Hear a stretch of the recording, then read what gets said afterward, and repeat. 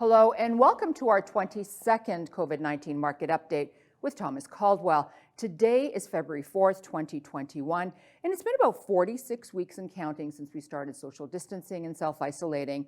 Now, Tom, Reddit's WallStreetBets and GameStop have changed the investing landscape over the past couple of weeks, but it's not about investing, is it? There's a bigger picture here. Well, indeed there is. It's the gamers used to playing computer games have found a new game, and that new game is the stock market. And it's not investing per se, but it's taking advantage of the other gamers that are already in the market, particularly the hedge funds. So what is happening? These hedge funds will short, that is sell stock that they don't own, hoping it to go down, and in many cases trying to cause it to go down. And they have big short positions, that is stock sold that they don't own. And the gamers have said, wait a minute here, we can run that stock up. Forget about investment merit. We can run that stock up and force these hedge funds to cover their short positions. And if they don't, they'll lose a lot of money. So that's exactly what happened. They ran these stocks up to almost insane values at one point in time.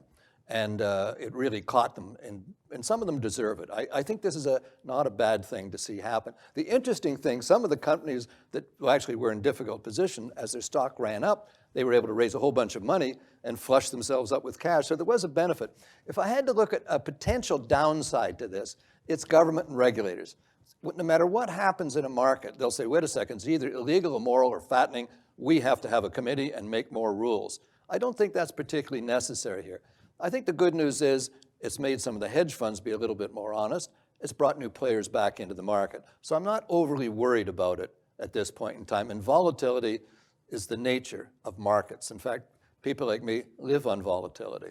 So here we are in February. Let's talk about the markets. Well, I've been saying for quite a period of time, the underpinning of the stock market and asset values generally, that be houses, art, wine, is still low interest rates. And everybody's very sensitive about that these days because governments are caught in a bind. They can't raise interest rates too much without causing a collapse in values, whether it be stock markets or whether it be houses, et cetera. Plus, they need to borrow a lot of money cheaply. So it's in their interest to maintain low interest rates. But how do we get off this narcotic of low interest rates? And that'll be the $64 billion question at some point in time. But eventually they'll start to move rates up a little bit. The US 10-year rate is now above 1%, which to my mind is still like zero.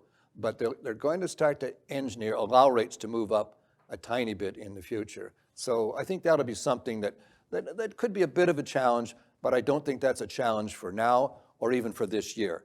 Low interest rates still underpin markets. And we'll have these sparks of the gamers and new players coming in and new games going on. And that's part of the nature of markets. I just hope governments and regulators can resist the temptation to make a challenging situation even worse by getting their ham-hocked hands, that's an alliteration I know, into the game. Thank you so much, Tom. Okay. And thank you all for watching. Bye for now.